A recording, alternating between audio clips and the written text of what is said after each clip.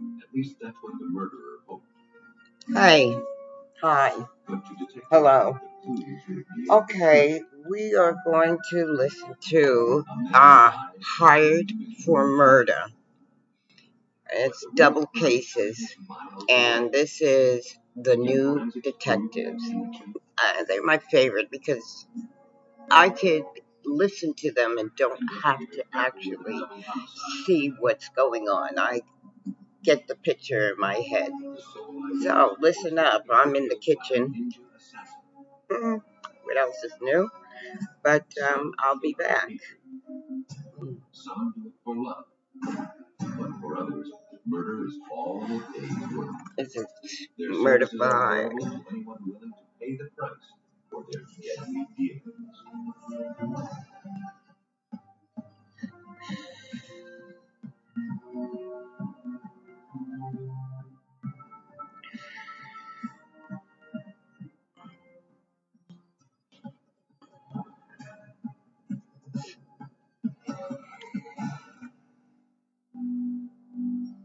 Forensic Science.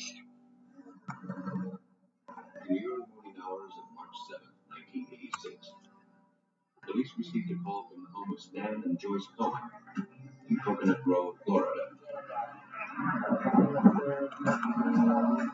At 5:25 a.m., Joyce had frantically dialed 911, reporting that an intruder had entered their home. Her husband was shot in his sleep. Stan Cohen, a 52-year-old owner of a construction company, had been shot 4 times in the head. He was pronounced dead at the scene. Homicide detectives were called in. Leading the investigation was John Spear. When I arrived at the scene, I met Joyce Cohen. There were only 2 people in the house, according to Joyce Cohen, when this homicide occurred. Now, my teachings and my beliefs are when you have 2 people in a house or a room or anywhere, and one of them ends up dead, you should suspect the other person until your suspicions are relieved. But suspicions can only take an investigator so far, and they ultimately mean nothing in a court of law. The truth is told through the evidence. Meantime, the medical examiner conducted an autopsy on Stan Cohen. He ruled gunshot as the official cause of death. He was told the victim was killed between 5:15 and 5:20 that morning. He had no reason to question it. Could they have a seat right here, please? While the forensics team swarmed the Cohen's house, Joyce went to the police station. She agreed to a routine swab test for gunpowder residue. What I'm going to do is swab your hand, and if there's any shot or traces of gunshot residue. While awaiting the results, she gave her statement. According to Joyce, she and Stan were awakened by a noise downstairs. Stan picked up his gun, and the two went to investigate.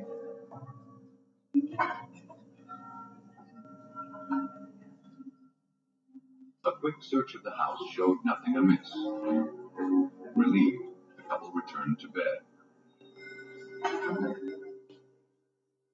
But Joyce claimed she couldn't sleep, so she went back downstairs. At approximately 5 a.m., a friend called from Colorado. As they were talking, she heard a noise in the kitchen. She noticed the glass in the kitchen door was broken. She said she hung up from her friend. Then she saw a figure running downstairs and out the door. She ran upstairs to check on Stan. She found him bleeding in bed. She couldn't rouse him. She dialed 911.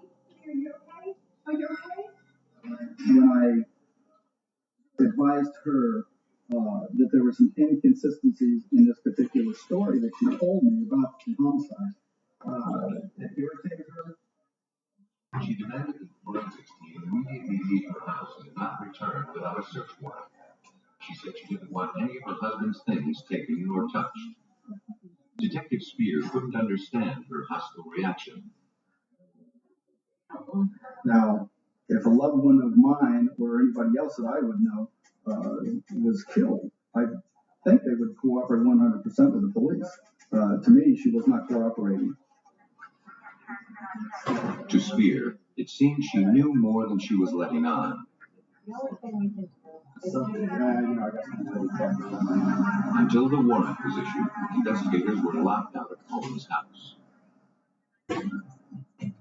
4 hours later, the paperwork came through.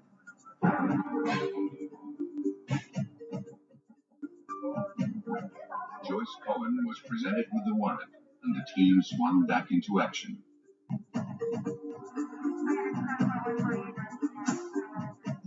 They went inside to dust for fingerprints.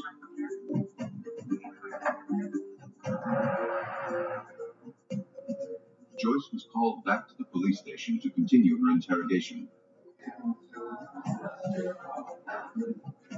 By now, the residue tests on her hands had come back from the lab. They were positive, showing she'd had contact with gunpowder. She calmly provided detectives with an explanation. When she discovered her husband's body in the bed, she grabbed him and a pillow.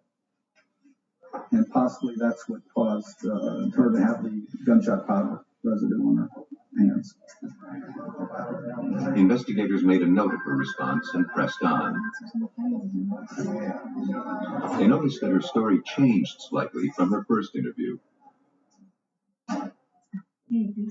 Now, instead of saying that her friend called from Colorado at 5 a.m., she said it was closer to 3 a.m. That left a gap of 2 hours between the time of the break-in and her call to 911. Slips like that can mean nothing, or everything. It was too early to tell. The evidence was still being gathered. Outside the house, police discovered a gun in the garden.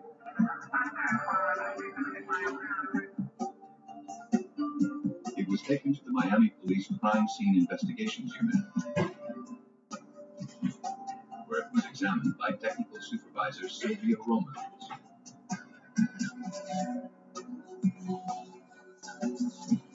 After photographing the weapon, she tried to raise fingerprints.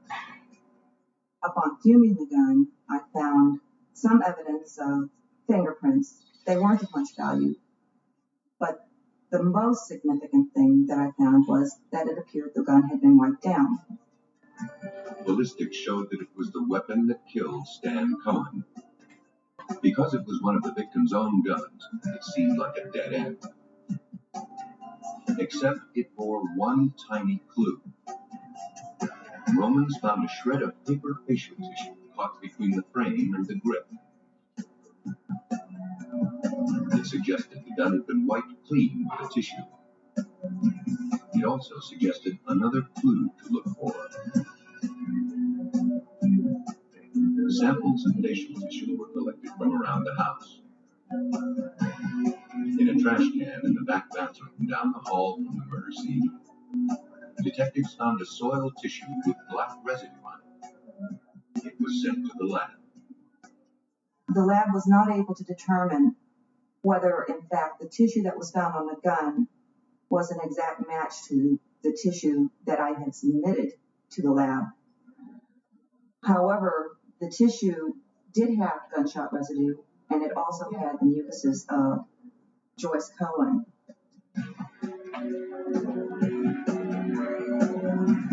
Blood in the nasal mucus matched Joyce Cohen's blood type.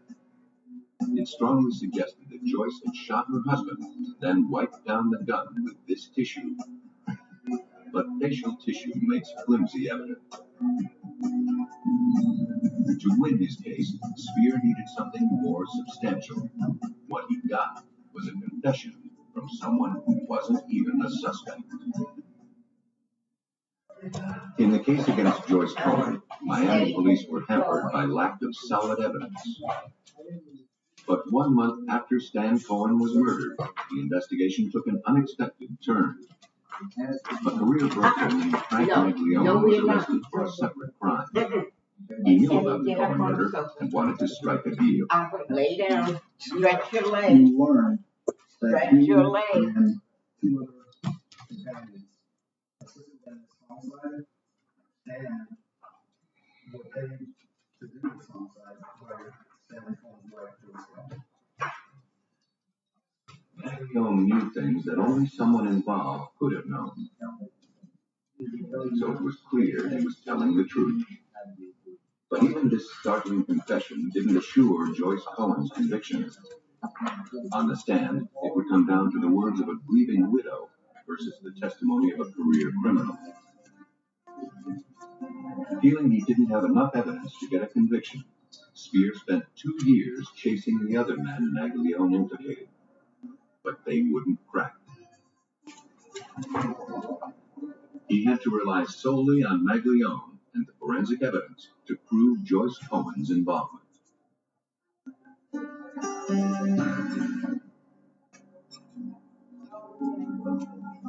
According to Maglione, Joyce met him and the others at a restaurant to plan the hit. Joyce had it all mapped out. It was supposed to look like a burglary gone bad. They were to arrive at the house between 2 and 3 a.m. and use Stan's own gun to kill him.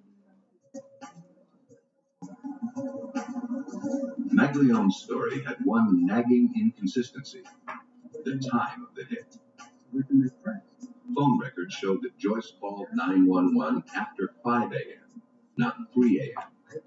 They also showed that her friends called from Colorado shortly before the 911 call, around 5. It didn't make sense for Joyce to wait 2 hours to call police, and yet 3 a.m. is also the time Joyce gave in her second statement. What seemed like a possible slip of the tongue suddenly became pivotal to the case.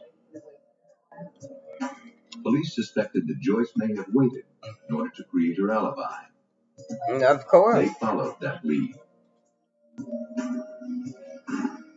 They learned that a guest at a neighbor's house was awakened on the night of the murder by what sounded like gunshots. He recalled looking at the clock. It was around 3 a.m. The information supported Spears' theory. But even this report was nothing more than circumstantial. To truly determine the time of death, he needed the testimony of the victim, Stanley Cohen. Originally, the medical examiner had no reason to doubt the time of death according to Joyce Cohen, and listed it at 5:30. Now, determining the time of death was more tricky. The body had long since been buried. All that remained were photos taken upon its arrival at the medical examiner's office. Hours after death, blood settles in the lowest portions of the body in a process called lividity. The pooling blood creates telltale red marks. From the extent of the lividity marks, a medical examiner can estimate the time of death. 7 by 5 centimeters. Joyce Cohen's lawyers hired an expert witness who requested copies of the autopsy photos. He determined there was no lividity when the pictures were taken, meaning the victim was killed shortly after 5 a.m., as Joyce originally asserted. But because the defense was viewing second-generation reprints of the photos, the subtleties of the images were lost. Testifying for the prosecution, the medical examiner went back to his original photographs. The lividity was apparent, meaning the victim was killed around 3 a.m. Joyce had waited 2 hours. Okay, now. Police. Okay, now. She was part of the conspiracy. Okay, it's late. You're just stretching your legs, or your paws, and your legs. Confirmed his story. The forensics work on a scrap of facial tissue further proved Joyce Cohen's connection to her husband's murder. At the prearranged time, Maglione and his team arrived at Cohen's house. She was awake and let them in. What are we doing over here? They already knew where to Wait, find did you Stanley's hide your gun. bone over here, something? That- Okay, now. Eddie, Eddie, back. Appa. Ran out.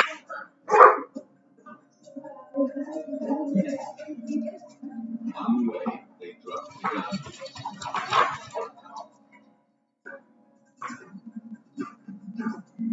Joyce picked it up, wiped it down with a tissue, and threw it out the window into the garden. She then perhaps blew her nose on the tissue and disposed of it in the far bathroom. Although it was never proven, she may have arranged with her friends in Colorado to call her, thereby establishing her alibi. Unfortunately, the friends called too late, or there was some confusion over the time zones, Colorado being 2 hours earlier than Florida. Her own alibi betrayed her. Joyce Cohen received 40 years for murder and conspiracy to commit murder. Frank Maglione received 10 years. The co-conspirators were also rounded up and received sentences of no less than 39 years. Murderers are optimists, always believing they can get away with it. Reality has a way of catching up with them, one fact at a time. On a sleepy Saturday morning in August 1988, a driver on a rural road outside of Oklahoma City was startled by the sight of a burning truck. He got out to take a better look.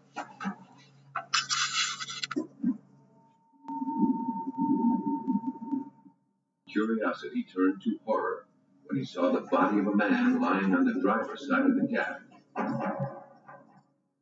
his leg dangling out of the open door.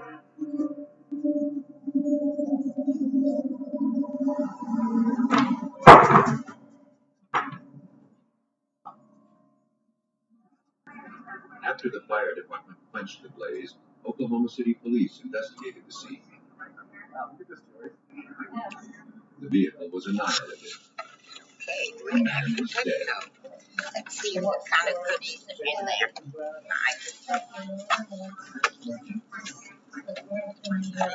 I get it for Eddie. While police searched the vehicle to determine who the victim was, the sheriff's department received a call from a woman whose husband hadn't returned from work.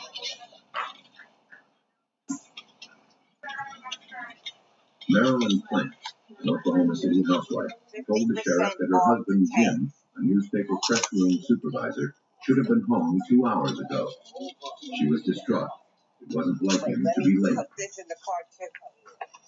Marilyn said that she'd last seen her husband at dinner the night before. It was just like any other evening. After the meal, he went off to work. He mentioned nothing about having to stay late. The make and model of Jim Plance's truck matched the time key.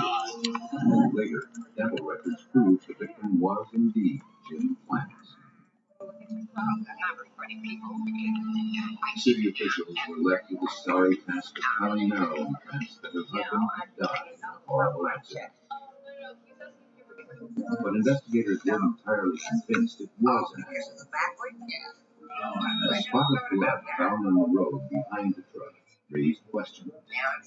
From the condition of the truck itself, investigators quickly ruled out mechanical failure or a cigarette machine as the source of the fire. Lieutenant Ralph Gibson led the investigation.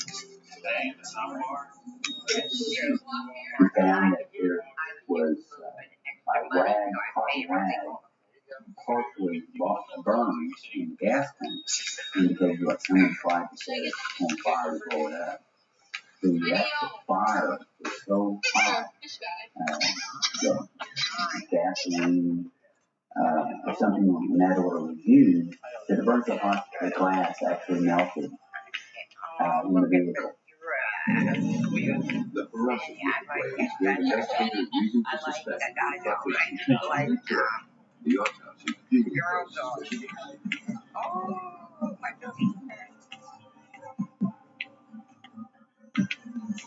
It revealed that Plant suffered head trauma and broken forearms, but his truck showed no signs of collision, suggesting he was beaten and placed into the vehicle. The gases in his lungs showed he was still alive, but was set ablaze. The case officially became a homicide. To find the killer, Gibson first needed to find the motive. Gibson learned from Plance's employer that the victim had recently increased his company life insurance from $50,000 to $290,000. He had a separate policy for an additional $20,000. Oh, that's so cute. Dead, Jim Plance was worth more than $300,000. The increase in insurance definitely got my attention as a motive for a homicide. Well, sure. The beneficiary of the money was Totally Jim's wife, forgot. Marilyn Plance. Okay. It didn't seem likely that the young mother would be strong Didn't enough think to that, beat her I husband had to the both threshold of of these death playing at and the then same drag him time. into his truck.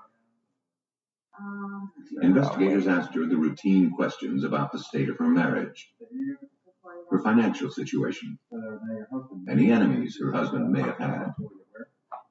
Her answers were equally routine. Eddie? No motives or enemies came out of the conversation. It began to look as though Plance may have been the victim of a random act of violence. Gibson persisted in the investigation. As I routinely do when I work homicides, I do a background investigation on the victim and associates in their vehicles. Upon checking Marilyn Plance's vehicle, I determined that it was stopped about a week prior. Driving the car was a man named Clifford Bryson. Marilyn Plance was the passenger. Police wanted to know if they witnessed the theft of a pickup truck that just occurred. Bryson said he thought he recognized the driver. It was a man named Roderick Ferris. With nothing else to go on, investigators followed this tenuous lead and decided to talk to Ferris. They didn't have far to go. Ferris was in the city jail, charged with stealing the truck. Perhaps he'd be willing to swap information for a more lenient sentence. I asked him, did he know Marilyn Plance? And he said, yes, he did know Marilyn. He said, what's strange, she offered him $10,000 to kill her husband. He claimed that, and since he was in the city jail, he had no knowledge that he had been murdered. Thanks to Ferris, the cast of characters in this deadly drama began to be revealed. Ferris said Marilyn made the same offer to Clifford Bryson. He said that Bryson and Marilyn were having an affair. Bryson was called in for questioning, and the finger-pointing continued.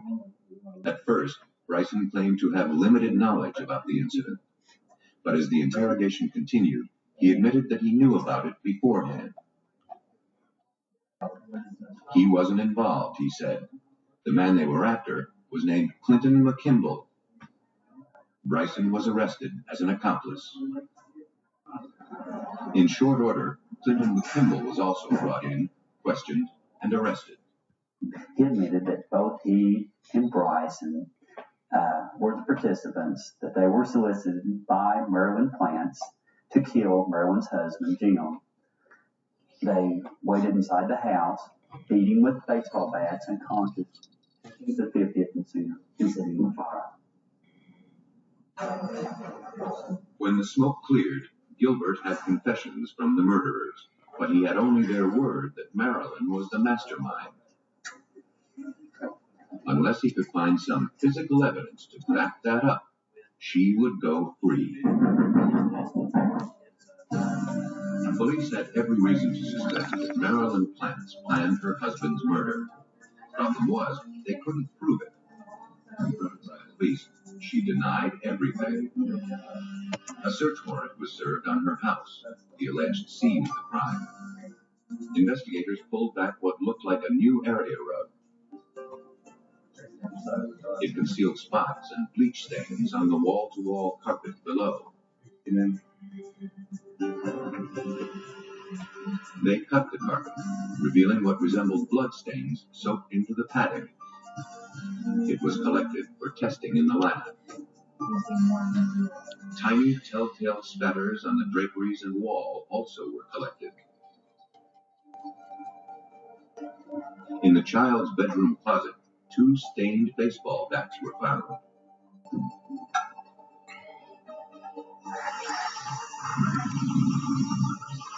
Bryson told police that after they burned the truck, they returned to Marilyn's house. Because their clothes were covered with blood, Marilyn gave them the victim's clothes to wear. They bundled their own clothes in a bag and disposed of them in a creek a half-mile from the Plantz's home. To corroborate Bryson and McKimball's story, the creek was searched for evidence. The odds of finding this evidence were actually against us because we had several days of rain and the creek as well. A diligent team managed to find the clothing. The evidence from the creek and the Plantz home was bagged, tagged, and sent to the DNA serology laboratory of the Oklahoma City Police. There, each piece was scrutinized to see if it contained blood, and if that blood matched that of Jim Plantz. Only then would Bryson and McKimball's account be proved. The outcome of the case rested on the shoulders of forensic chemist supervisor Joyce Gilchrist. But some of the evidence didn't look hopeful. I was very surprised that when the evidence was sent to a laboratory, the clothing that was taken from the creek, the request was made by Detective Gibson for me to see if I could find any blood stains on the clothing. Cold running water is the best way to remove blood stains. The clothing really? had been in the current for over a week. Gilchrist was fighting the odds. She knew the chances of detecting blood, let alone typing it, would Is be it slim. sparkling water? I have to look at the bottle. To find traces of I blood, think this is going to be my Gilchrist used go-to luminol, drink. which makes blood stains glow in the dark. The luminol solution must I be have mixed Sjogren's just before syndrome, use so I have to and keep my applied mouth right away. moist all day. You It know was what? sprayed onto the jeans. I have to check the Then the mail lights were tomorrow. extinguished. I'll walk to the The faint mailbox glow provided a glimmer of hope. The blood hadn't washed away. and see Now she if, had to because see I'm if supposed to proteins get were intact medicine enough that to I can identify take whose it was. orally for my dry mouth. Before the advent of DNA testing, investigators relied on blood typing, which is less precise. To determine the blood type on the evidence, Gilchrist used a technique called absorption illusion. Bloodied threads from the jeans were glued into small wells using ordinary nail polish. Then human antiserum was added. It was incubated overnight under controlled temperature. Next day, the blood was tested for its type, A, B, or O. Surprisingly, the tests on the blood were a success. Despite its time underwater, the blood was in I'm good going enough to condition to work reveal that it on was type A, the same as Jim the Plantz's. loo. The results were Okay. encouraging, but not conclusive, because type A blood is shared by millions of people. To be certain the blood was the victim's, it was subjected to a more complex test for enzymes specific to his blood. The chances of anyone else having the same set of enzymes are slim. Proteins are added to the samples, drawn across an electric current. The samples are creating light and dark bands. If the bands on the sample matched the bands created by the victim's blood, Gilchrist could be certain the unknown sample is Plantz's blood. She had a match. The blood on the jeans was undeniably the victim's. This part of the killer's story checked out. They did such a good job of wrapping the garments that they protected that blood for us, so that when it went into the water, the blood was protected from being washed away by the water itself. And when the items were found by our investigators and then brought back to the laboratory to be analyzed, I could make an association back to the victim very easily. According to Bryson and McKimball, evidence collected there suggested this was so. It was Gilchrist's job to prove the death. Oh, you what? You lost that bone already?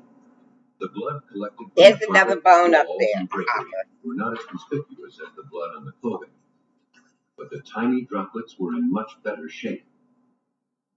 The same tests were performed on these samples.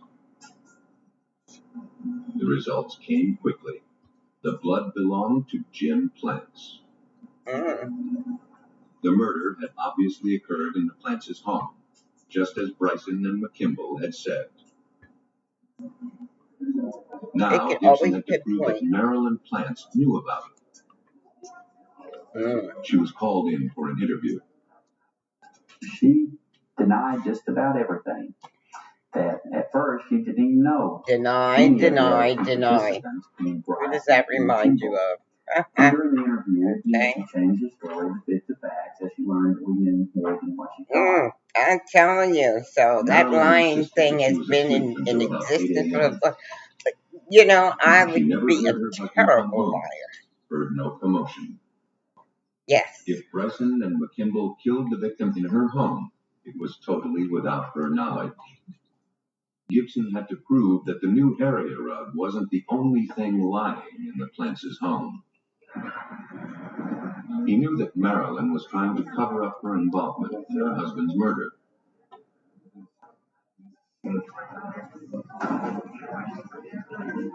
The new rug could be his most damning piece of evidence. I was trying to find a way to link her to the purchase of that rug, because it was a new rug. So I checked with the manufacturer of the rug, and they told me one of the primary carrier was Walmart. And there was a Walmart just a few blocks from Marilyn's house. So I got a subpoena for the bank records of Marilyn Plants. And when I went through the bank records, I found a check to Walmart on the day of the killing. Gibson visited the store manager, who retrieved the original receipt from Marilyn's purchase. The itemized document showed that on the date of the murder, she made two purchases: a soft drink and an area rug. The transaction occurred at 9:11 a.m. This is a girl who just reported her husband missing. And she goes and buys a rug. I'm having a call. Over 11 minutes after the store opens. She didn't shop a whole lot either. The purchase of the rug was proof that Marilyn Plants had full, willful knowledge of the murder of her husband. According to what police could discern, when Jim Plants came home from work that morning, Marilyn's lover, Clifton Bryson, and his friend, Clinton McKimball, were already there, waiting to bludgeon him with baseball bats. Oh, man. While Marilyn cleaned up the house, the two men put the victim's body into his truck.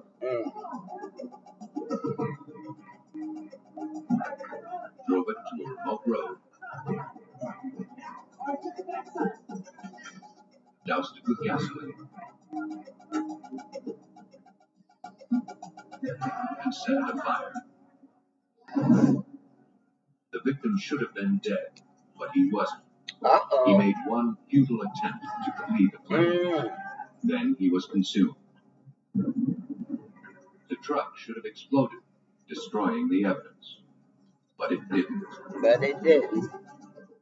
The three conspired to kill Mr. Plants for the insurance money. McKimball did it for $45,000 that he was promised his share. The other two were going to take the rest of the money, move to Texas, and live off this particular insurance proceeds. Instead, Marilyn Plants and Clifton Bryson were sentenced to death.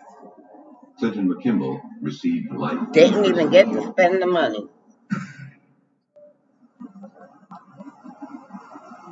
Many so-called perfect crimes are spoiled by the confessions of a participant.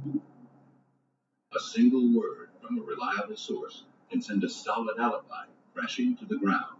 I gotta look at some bathing suits. I know I have something saved. It was the night of September 25th, 1985. A particular company I wanted to look at the suits. Yom Kippur, the Jewish Day of Atonement, had drawn to a close. Vera and Gerald Woodman marked its passing at a dinner party at the home of Vera's sister in Bel Air, California.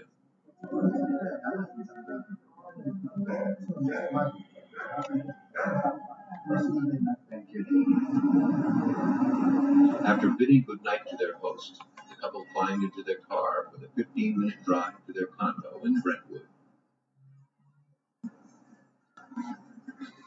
They didn't know that their movements were being watched, that they were heading into a trap. Gerald Woodman was a self-made man, earning his fortune with his plastics business. He and Vera were married 45 years and raised 3 sons and 2 daughters. Though he was 67 years old and had undergone bypass surgery, he was still energetic and refused to retire.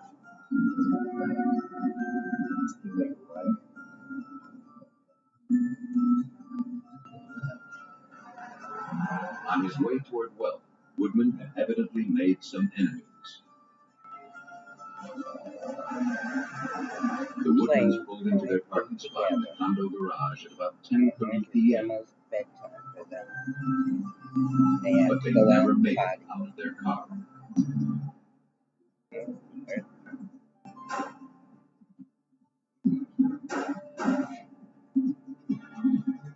You didn't have to come all the way over here. One of the residents who raced to see what the commotion was. He caught only a glimpse of a single figure shrouded in black as it vanished into the darkness. He called the police to describe what he'd seen. LA detectives Richard Crotsley and Jack Holder were assigned to the case. Holder knew it was going to be a tough one. I received a call at home from my lieutenant, Ed Henderson. He advised me that we had a double homicide in the West Los Angeles part of LA, and that the suspect was described as a ninja warrior. The media pounced on the image of a ninja assassin on the prowl in West LA. The description was bolstered by the discovery of bare footprints at the murder scene. But the murders relied more on firepower than martial arts. Investigators eventually surmised that the ninja garb was just a disguise, and the footprints were made by the witness. The media still clung to the ninja image. Gerald had been shot once at close range. Vera had been shot 2 times. Police found no shell casings, so they knew the weapon was a revolver. Ballistics determined it was a .357 Magnum, a uniquely powerful weapon.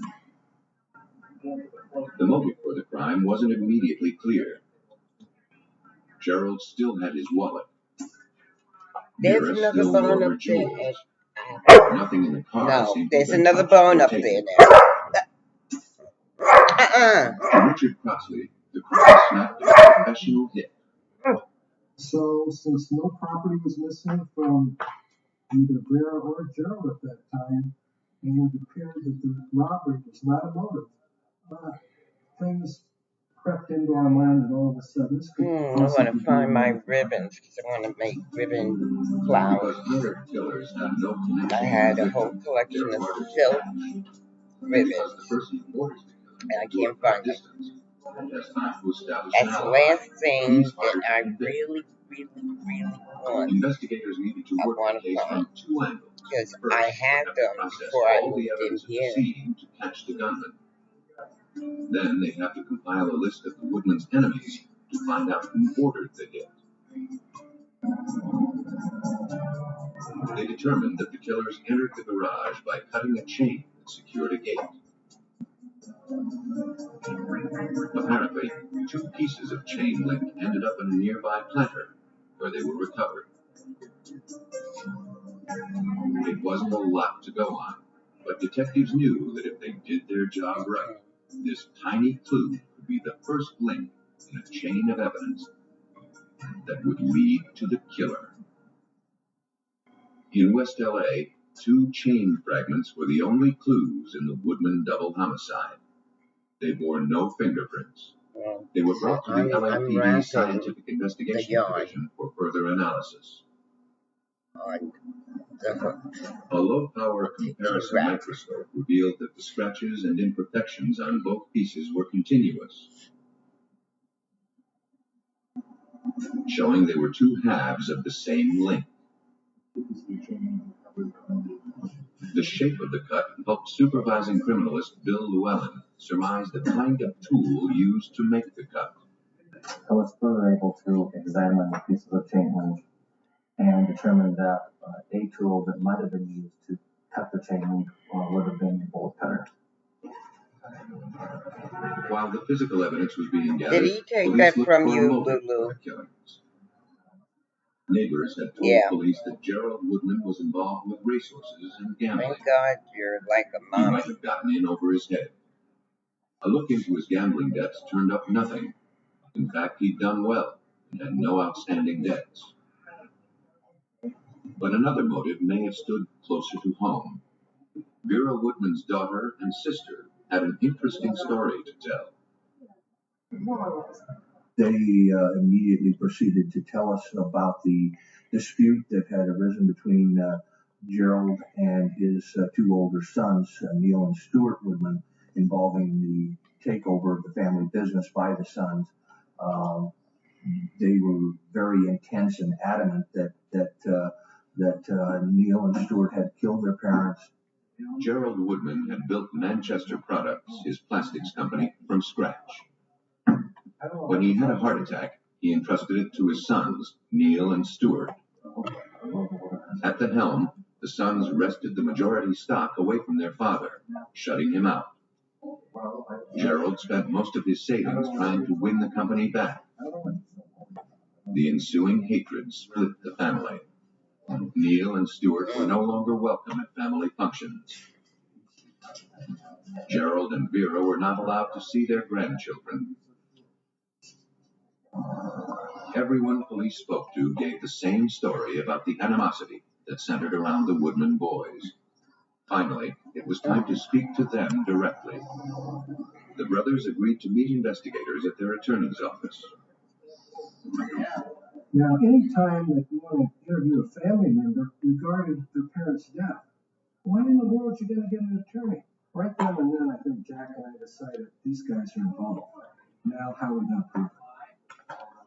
While Crutchley and Holder pondered where to gather their next clue, it walked in the door.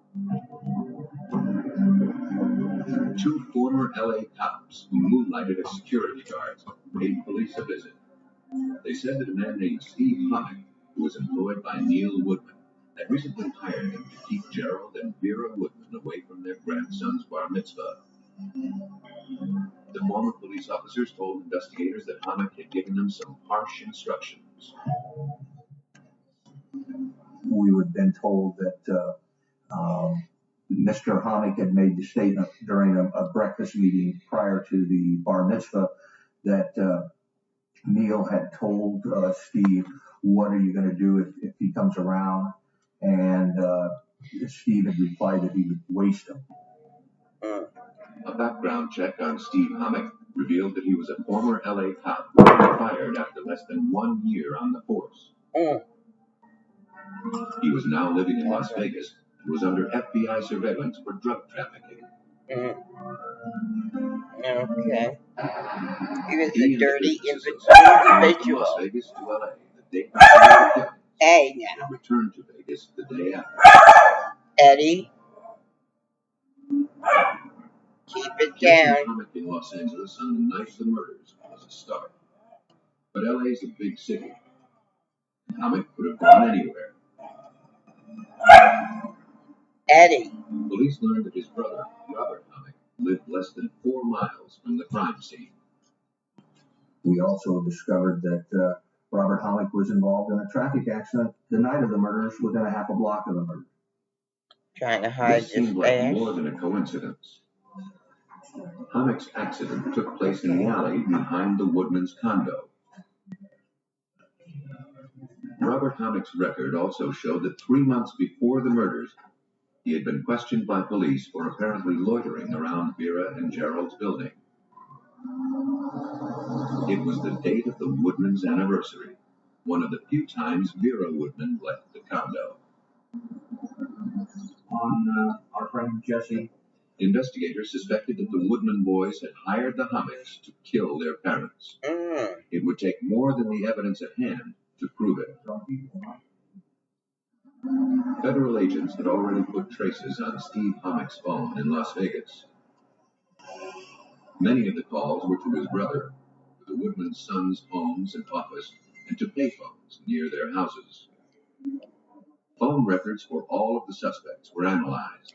They showed a flurry of activity just before the murders. And looking at those records and our records, we started putting everything together that there was all kinds of conversations linking these suspects to each other. It was enough to obtain a search warrant for Steve Hommick's apartment. There they found copious diaries detailing his activities. But he gave everyone a nickname, wrote everything in code. Investigators were able to crack it. One of the things police learned from the diaries was that Stuart Woodman had hired Robert Hommick to burglarize his own house so he could collect on the insurance. He also stole and torched a company car for the same reason. If Hommick was involved with the murder for hire, he wasn't so rash as to write about it. But his books did suggest that his brother Robert was often his partner in crime. Investigators next served a warrant on Robert Hommick's apartment, 4 miles from the murder scene.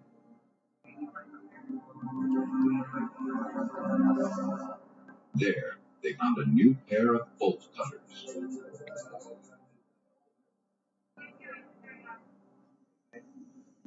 Assuming that Robert Hommick wouldn't have traveled far to purchase the tool, detectives spoke to the clerk at the hardware store just down the street from his apartment. I wouldn't be planning to make a lot of stops. The clerk confirmed that the cutter could make short work of chain link. And she recognized Hommick from pictures detectives showed her. She had sold him the cutter. The bolt cutter was sent to the forensics lab to see if it was the tool that sheared the link outside the victim's parking garage. Bill Llewellyn focused his microscope on the minute scrapings, or stria, on the blades. Essentially, they are the bolt cutter's fingerprint. They are present on that bolt cutter, and no other bolt cutter will have the same set of stripe pattern. What's really unusual about the bolt cutters in this case is they were virtually brand new, and you could actually see marks on the jaws of the bolt cutters where they have been used to cut the chain link, which made my job much easier, and that I had a very small area in which to focus my examination for the stripe patterns. After examining the blade, Llewellyn used it to cut a small piece of lead. The soft metal became impressed with the blade's stria without damaging the tool's cutting surface. The stria on the lead was then compared with the stria on the chain link. After it's done, I push it down. Okay, this is it. From the comparison of the stria, done with Llewellyn those. determined Now, indisputably that this bolt cutter cut this link. just like get them in a down The broken position. chain was the So missing I link could that Holder needed. wrap another It found Robert Hommick to the scene of the crime, while the phone records and diary entries connected him to the Woodman brothers. But without witnesses or motive, the case was far from being locked up. Investigators struggled for 6 months to build their case against the Hommicks and the Woodman brothers. And then came a break. One of the Hammock's partners was arrested for unrelated charges. To reduce his sentence, he confessed to being a lookout on the night the victims were killed. He said that the Woodman brothers ordered the hit. That left only the motive. On the surface, it seemed like the Woodman sons had already gotten what they wanted. They'd stolen their father's successful company out from under him. Why, except for sheer hatred, would they want to kill their parents? Really? I mean, that's shit. The fact was, under Neil and Stewart's control, the company started to falter badly. They were doctoring the books.